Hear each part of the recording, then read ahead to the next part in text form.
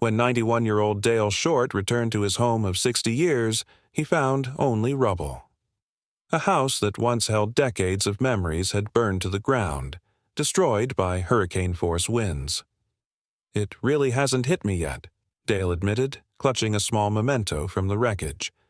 60 years of memories. 3 children. Yeah, now it's hitting me. But what Dale discovered next amidst the ashes would change everything.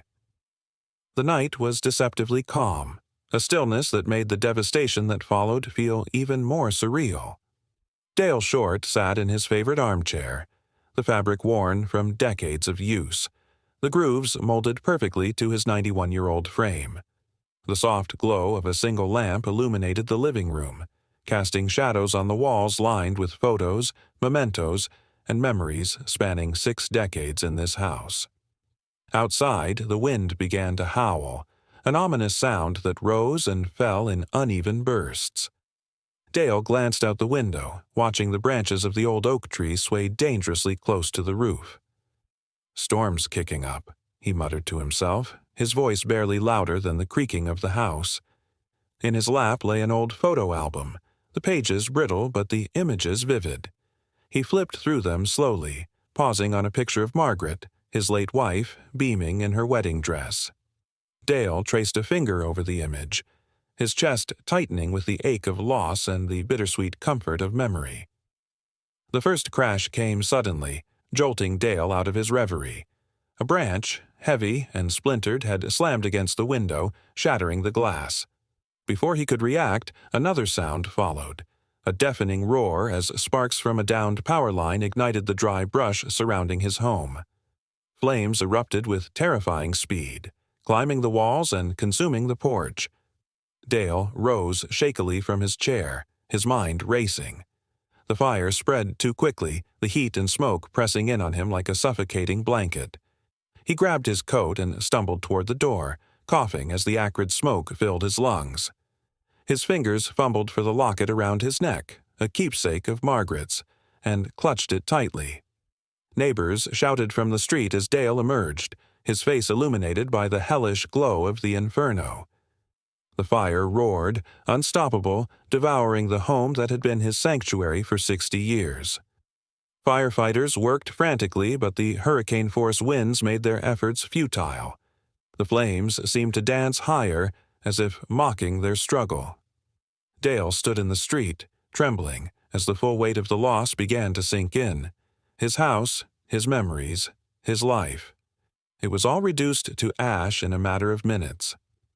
The morning after the fire, Pasadena's usually serene streets were abuzz with activity. News vans lined the block, reporters milling about, eager to capture the devastation on camera. Smoke still rose from the charred remains of Dale's home, the smell acrid and unrelenting. Dale shuffled across the scorched yard, his movements slow and deliberate. He wore the same coat he'd escaped in, its singed edges a stark reminder of how close he had come to losing everything, including his life. His neighbors watched from a distance, their faces a mixture of sympathy and helplessness. One of the reporters, a young woman with a microphone, approached him cautiously. "Mr. Short," she began, her voice gentle but firm, "when you came back this morning, what went through your mind?" Dale paused, his gaze fixed on the rubble. He opened his mouth to speak, but no words came at first. Finally he said, "Well, I have to be honest with you. It really hasn't hit me yet." His voice wavered, and he took a deep breath. "I mean, I've got 60 years of memories in that house, and 3 children who grew up here." His voice broke, and he shook his head as tears welled in his eyes. "Yeah, now it's hitting me." The reporter lowered her microphone, the gravity of Dale's loss apparent in the silence that followed. Cameras clicked and whirred, capturing his grief, but Dale didn't notice. His world had shrunk to the pile of ash and rubble before him. "Mr. Short," a soft voice called. Dale turned to see Lucy, his neighbor, approaching with a blanket and a steaming cup of tea. She placed a hand on his shoulder. "Come on. You've been out here long enough." Reluctantly, Dale allowed her to guide him away from the ruins. As he walked, a young fire department volunteer jogged toward them, holding something in his gloved hands. "Mr. Short," the volunteer called. "We found this in the rubble." Dale stopped, his tired eyes focusing on the small charred box the man held out to him. His hands trembled as he took it. The box was blackened and warped, but intact. He opened it slowly, revealing a tarnished key inside. His breath caught in his throat. "What's that?" Lucy asked, leaning closer. Dale stared at the key for a long moment before whispering, "Something Margaret gave me. A long time ago." Dale sat at Lucy's kitchen table, the tarnished key resting in his palm. The afternoon sun cast long shadows across the room, highlighting the deep lines etched into his face. Lucy placed a steaming cup of tea in front of him, her eyes filled with concern. "Do you remember what the key is for?" she asked gently. Dale shook his head slowly. "Margaret gave it to me decades ago, said it would help me find what really matters if I ever needed it." He sighed. "At the time, I thought it was just one of her whims." Lucy leaned forward. "Maybe it's to a safety deposit box, or an old locker somewhere." A flicker of realization crossed Dale's face. "The old bank downtown. We opened a deposit box when we first moved here. I haven't thought about it in years." "Well," Lucy said with a reassuring smile, "perhaps it's time to pay them a visit." The grand facade of Pasadena Trust and Savings stood unchanged, a relic from another era. As Dale and Lucy entered, the scent of polished wood and aging paper greeted them. A young bank manager approached, his expression a mix of professionalism and curiosity. "How may I assist you today?" Dale presented the key. "I believe I have a safety deposit box here, opened in 1960. The manager examined the key, eyebrows arching. "This is quite old. Let me check our records." After a few moments, he returned with a ledger. "Ah, here it is. Box number 312. Right this way." In the privacy of a viewing room, Dale hesitated before opening the box. Inside lay a sealed envelope, a faded journal, and a small velvet pouch. His hands trembled as he picked up the envelope addressed in Margaret's elegant handwriting.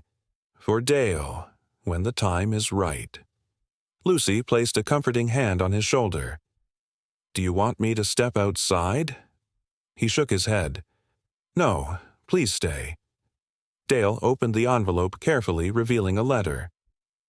"My dearest Dale, if you're reading this, it means that life has brought you to a crossroads. There are things I've kept from you, not out of mistrust, but to protect you and our family. Inside the journal are stories and secrets I couldn't share before. I hope you'll understand why I did what I did. With all my love, Margaret." Dale opened the journal, its pages filled with Margaret's flowing script. As he read, a world he never knew unfolded before him. Margaret had been involved in covert operations during World War II, aiding refugees and smuggling valuable artifacts out of war zones to preserve them. "I can't believe she did all this," Dale murmured, his eyes scanning entries that detailed dangerous missions and close calls. Lucy leaned in. "She was a hero." Dale's eyes filled with tears. All these years, she carried this alone. Among the journal entries, a recurring mention of an artifact caught his attention, referred to only as the Heart of Peace. It was clear that Margaret had gone to great lengths to hide it from those who sought it for selfish gains. At the end of the journal was a map with coordinates leading to a location in Pasadena. A note beside it read, "If ever the world grows dark again, may this bring back the light." As they left the bank, Dale couldn't shake the feeling of being watched. Across the street, a man in a dark coat lingered, his gaze fixed intently on them. Dale whispered to Lucy, "Do you see that man?" She glanced subtly. "Maybe he's just passing by." But when they got into the car, the dark-coated man stepped into a black sedan, pulling out a phone as he watched them drive away. Back at Lucy's house, they spread the map out on the table. "This spot is near the old art district," Lucy noted. Dale nodded. "It used to be a safe haven during the war, a network of sorts." A knock at the door startled them. Lucy peered through the window. "It's Emily, your granddaughter." Relief washed over Dale. "Let her in." Emily entered, her expression urgent. "Grandpa, I got your message. What's going on?" As Dale explained the day's events, Emily listened intently. "We need to be careful," she cautioned. "If this artifact is as valuable as it seems, there may be others looking for it." Determined to uncover the truth, the trio decided to visit the location on the map. They arrived at an abandoned building, its once vibrant murals faded and walls crumbling. Inside, they searched for any sign of a hidden compartment or clue. Hours passed with no success. Frustrated, Dale sat on an old bench, running his fingers over the worn wood. Suddenly, he felt an engraving beneath his fingertips. A small dove, just like the pendant Margaret had left. "Over here," he called softly. They discovered a loose panel behind the bench. Inside was a sealed box bearing the same dove symbol. Emily carefully opened it, revealing a shimmering gem. The heart of peace. "It's beautiful," Lucy whispered. Before they could react further, footsteps echoed through the building. The man in the dark coat appeared, flanked by two others. "Thank you for leading us here," he sneered. "We'll take that now." The three intruders stepped closer, their shadows stretching ominously across the dimly lit room. The leader, a tall man with piercing eyes, gestured toward the box in Emily's hands. "Hand it over," he commanded, his voice calm but cold.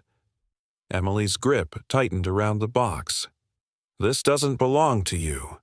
The man smirked. "It doesn't belong to you either. Do you even know what you're holding? The heart of peace is more than just a pretty artifact. It's a key. And trust me, it's far safer with us than with an old man and his amateur detectives." Dale stepped forward, his frail frame radiating an unexpected defiance. "That old man has more claim to it than you'll ever understand. This was entrusted to my wife, and she gave her life to protect it. You won't take it from us." The man's smirk faded, replaced by hardened expression. "Your wife's sacrifice was admirable, but misguided. The heart of peace is worth more than sentimentality. It's worth power." Before anyone could react, Lucy grabbed a rusted pipe from the floor and swung it at one of the intruders. The man stumbled back with a grunt, and chaos erupted. Emily shoved the box into Dale's arms. "Run!" she yelled. Dale hesitated for only a moment before clutching the box and shuffling toward the exit. Lucy and Emily stayed behind, fending off the intruders with whatever they could find. A broken chair leg, a heavy book. It wasn't elegant, but it bought Dale enough time to slip out of the building and into the night. Back at Lucy's house, Dale set the box on the kitchen table, his hands trembling. He opened it again, staring at the heart of peace. A brilliant gemstone, its surface catching the light in a way that seemed almost magical. Emily and Lucy burst through the door moments later, breathless and bruised but unharmed. "We lost them," Lucy said, locking the door behind her. "For now." Emily leaned against the counter, her face pale. "They're not going to give up. They know we have it, and they'll be back." Dale looked at the gem, his expression conflicted. "Margaret wanted this to bring light in dark times, but if it's causing this much harm—" Emily shook her head. "Giving it to them isn't the answer. We need to figure out why it's so important, and how to keep it safe." The three of them pored over Margaret's journal late into the night, searching for anything that might explain the significance of the heart of peace. At last, Emily found a passage tucked between two seemingly mundane entries. The heart is not just a symbol. It's a map. Its facets hide coordinates, etched by those who believed in peace over power. They trusted me to guard it, but I fear the day will come when someone stronger will have to continue the fight. Emily held the journal up. "It's a map. If we can figure out how to read it, we'll know where it leads. Lucy frowned. But to what? And why are those men so desperate to find it? Dale's gaze was distant, his mind racing. Margaret must have known they'd come looking one day. She wanted to make sure it ended in the right hands. The next day, Dale, Emily, and Lucy took the Heart of Peace to a trusted local historian, Dr. Gerald Fisher. The professor was a longtime friend of Dale's and an expert in antiquities. He examined the gem under a magnifying glass, his expression growing more intrigued by the second. These etchings. They're coordinates, all right, he said, tracing the intricate patterns on the gem's surface. But there's something else here, a symbol I haven't seen in years. What does it mean? Emily asked. Dr. Fisher set the gem down gently. It's the mark of the Peacekeepers, a secret group during World War II. They hid treasures, artifacts, and documents to keep them from falling into the wrong hands. Lucy's eyes widened. So, the heart leads to more than just another artifact? Dr. Fisher nodded. It leads to a vault, one believed to hold the last records of the Peacekeepers. If those records were found by someone with ill intentions, they could rewrite history, Dale finished, his voice heavy, or destroy it. With the coordinates deciphered, the group realized the vault was located in a remote area outside the city, deep in the hills. But they weren't the only ones who knew its location. The men who had confronted them at the abandoned building were already on their trail. As they prepared for the journey, Dale struggled with his role in the mission. "I'm not the man I used to be," he said to Lucy. "What if I slow you down?" Lucy placed a hand on his shoulder. "You've already proven you're stronger than you think, Dale. Margaret believed in you, and so do we." The next morning, they set off, a mixture of determination and trepidation fueling their journey. They knew the road ahead would be dangerous, but the stakes were too high to turn back. The journey to the vault was treacherous, the group navigating narrow paths and dense forest under the cover of night. Emily led the way, clutching a flashlight while Dale carried the Heart of Peace close to his chest. Lucy scanned their surroundings, alert for any sign of their pursuers. As they reached the coordinates, a weathered stone structure loomed ahead, a hidden crypt, its entrance partially obscured by overgrown vines. Emily pushed the heavy door open, revealing a staircase descending into darkness. Inside, the air was cool and damp. The group found a small chamber containing a pedestal engraved with the dove symbol. Dale carefully placed the Heart of Peace on the pedestal, and with a soft click, a hidden compartment slid open. Inside was a collection of documents, photographs, and a small metal box containing a golden dove emblem. Emily sifted through the documents, her face lighting up with recognition. "These are records of the Peacekeepers," she whispered. "Everything they did to preserve history during the war." Suddenly, footsteps echoed from the crypt entrance. The men in dark coats had found them. Their leader stepped forward, a gun in hand. "Thank you for leading us here," he sneered. "Now step aside." Dale, with surprising resolve, stepped between the men and the artifacts. "You won't take this. These records represent everything Margaret fought for. You'll have to go through me first." The man raised his gun, but before he could act, Lucy swung a heavy stone from behind, knocking it from his hand.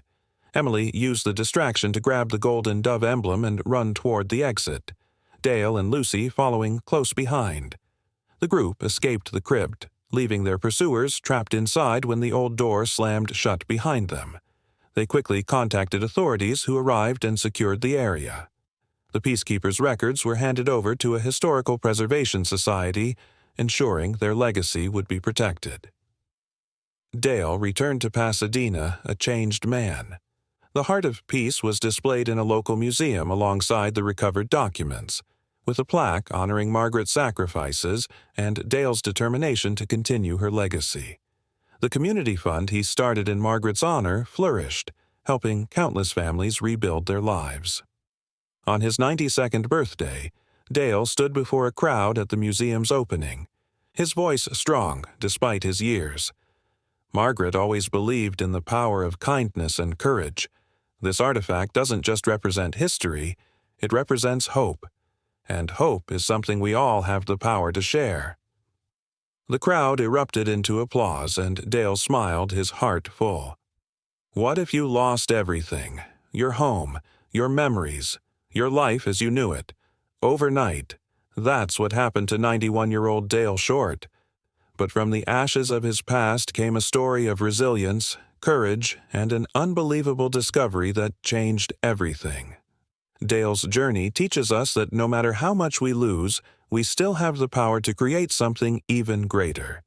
It's a story about honoring the past, finding purpose, and building a brighter future, not just for ourselves, but for those around us.